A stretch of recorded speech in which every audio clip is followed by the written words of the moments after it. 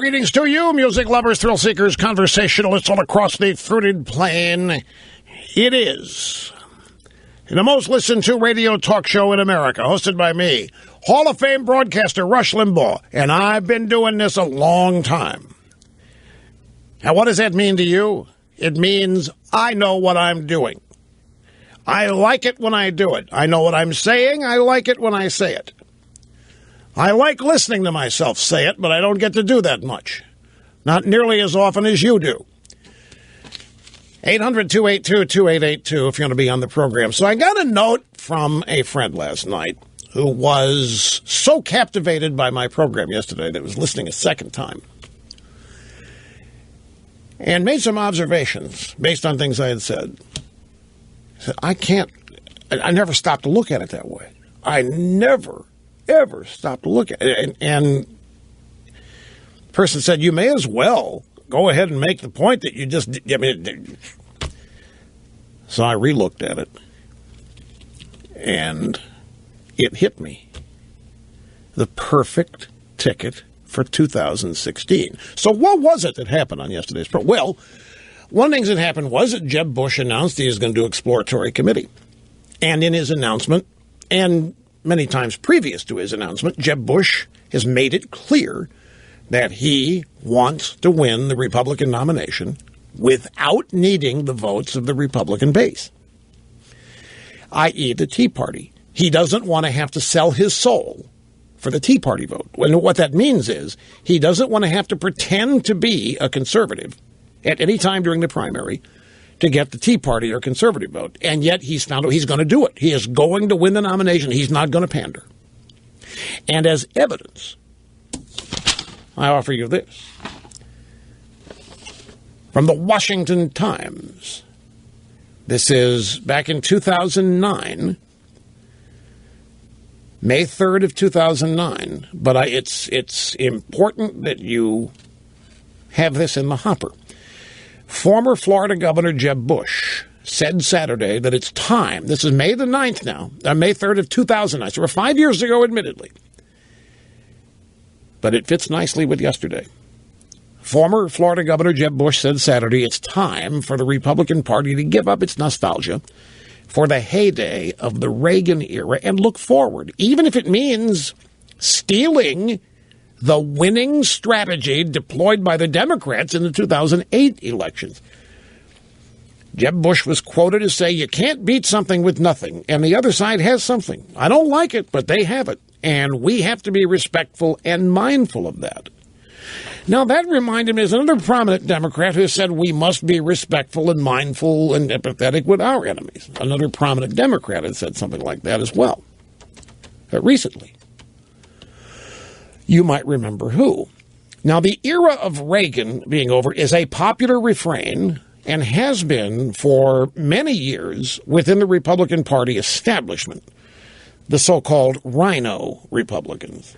They have wanted to forget Reagan, move on from Reagan, because they don't like the whole premise of Reagan, which is limited government, shrinking government, expanded liberty and freedom, lowering taxes, all that. They're not interested in that.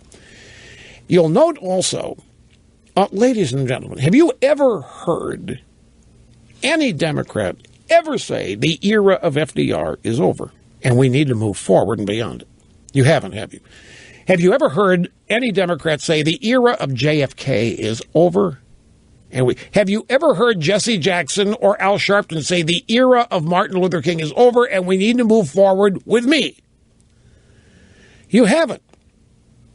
Have you ever heard any Democrat suggest that the Democrat Party forget and throw away any of its heroes from the bygone eras? You never hear that. But yet, the Republican Party has for years been insistent that the era of Reagan be thought of as over. A one-time experiment that we forget and stop looking at it nostalgically. Stop being linked to it and wedded to it, and we must move on. We must get real. And we must look at how the Democrats win elections. Jeb Bush said this 5 years ago. We must look at how they are winning elections and steal it. Yep, he said we need to steal the winning strategy deployed by Democrats. What was the winning strategy deployed by Democrats in 2008? Seriously, what could he be talking about? Okay, what did Obama run on? Obama ran on nebulous platitudes. Hope and change. Obama was an empty canvas. Basically, you could make Obama what he ran on nothing. What did the Republicans run on this year? Nothing. I'm talking about as a party. As an individual, Republican candidates ran on things such as opposition to Obamacare, but the party itself ran on nothing. Could that be the idea? Jeb Bush is suggesting that they steal. Maybe they did. They used it in 2014. They think it worked big. We'll try it again in 2016. We'll shut up. We'll stand for nothing. We'll rely on the country hating what Obama's doing and Democrats. We'll get elected. And then we won't be tied to any agenda because we haven't announced one.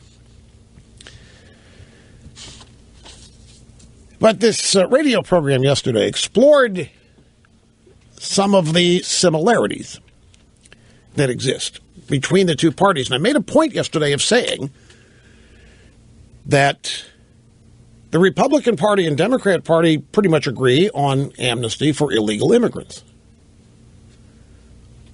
The voters don't. We all know the election returns. There was a massive landslide defeat for people who believe in amnesty. Landslide defeat.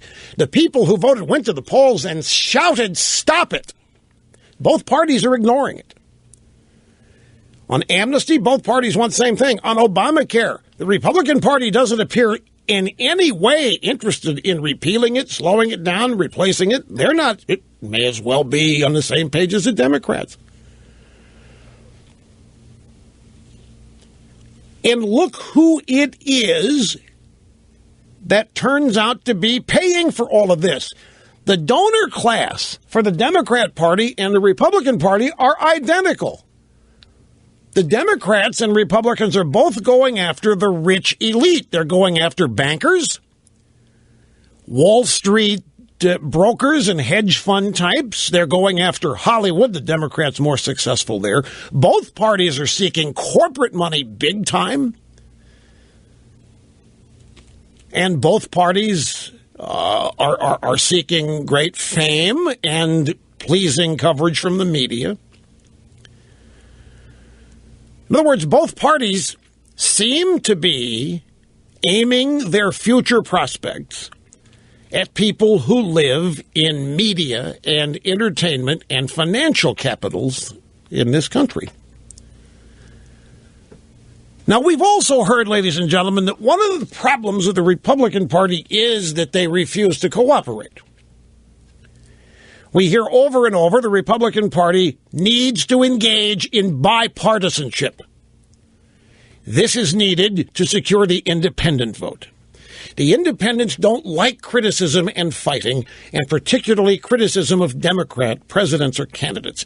And so the Republicans, we've been told this by Senators McCain and you name it. We've been told we must tone down this criticism of Obama. We must cross the aisle. We must show the American people we can work together in Washington and get things done. We have too long, we are told, had a divided government, and we must come together and show that we can govern together. The Republicans tell us this. The Republicans tell their voters, and at the same time they tell us this, they tell us the era of Reagan is a bygone era. We should forget about it.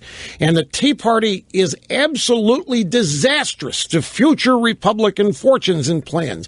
The Tea Party must be forgotten about, certainly not pandered to, and if necessary, defeated in the primary process. Otherwise, the Republican Party doesn't have a prayer. The Tea Party is the biggest option, and that happens to be the exact thinking of the Democrat Party. The Democrat Party thinks the biggest problem in America today is the Tea Party. The Democrat Party thinks that this country is faced with singular opposition that could overturn the best plans of both parties by the Tea Party. Therefore, both parties agree the Tea Party has got to be dealt with. somehow, some way. Now, on the Democrat side, we have apparently two interested people, maybe three if you count Joe Biden. But we have the Pocahontas candidate, the fake Indian, Native American. That would be Elizabeth Warren, who is telegraphing her desire to be president by claiming she doesn't want to be.